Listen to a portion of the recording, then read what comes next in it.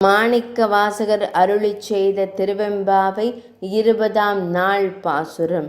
போற்றி அருளுக நின் ஆதியாம் பாதமலர், போற்றி அருளுக நின் அந்தமாம் செந்தளிர்கள், போற்றி எல்லா உயிர்க்கும் தோற்றமாம் பொற்பாதம், போற்றி எல்லா உயிர்க்கும் போகமாம் பூங்கழல்கள், போற்றி எல்லா உயிர்க்கும் ஈராம் இணையடிகள், போற்றி மால் நான் முகடும் காணாத புண்டரீகம், போற்றியாம் உய்ய ஆட்கொண்டருளும் பொன்மலர்கள், போற்றியாம் மார்கழி நீராடேலோர் எம்பாவாய்.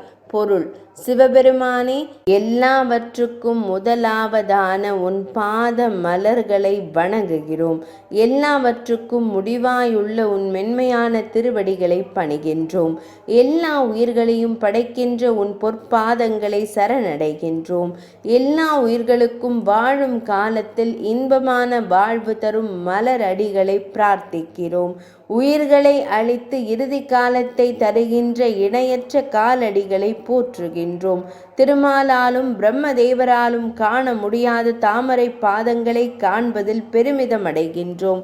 எங்களுக்கு பிறப்பற்ற நிலை தரும் பொன் போன்ற திருவடிகளை பற்றுகின்றோம். இவ்வாறு உன்னோடு ஐக்கியமாகி உன் நினைவுகளுடன் நீர்நிலைகளில் நீராடி மகிழ்கிறோம்.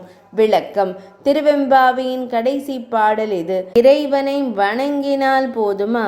மனம் ஓரிடத்திலும் கைகள் மட்டும் வணங்கிய நிலையில் இருப்பதால் என்ன லாபம்? மாணிக்க வாசகர் தன் பார்வையை இறைவனின் முகத்தின் மீது செலுத்தினாரா?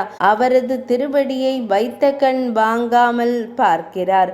அவரது பாத தரிசனம் கிடைத்தால் போதும், வாழும் போதும் இன்பம், மறைவுக்கு பிறகும் இன்பம் என்கிறார்.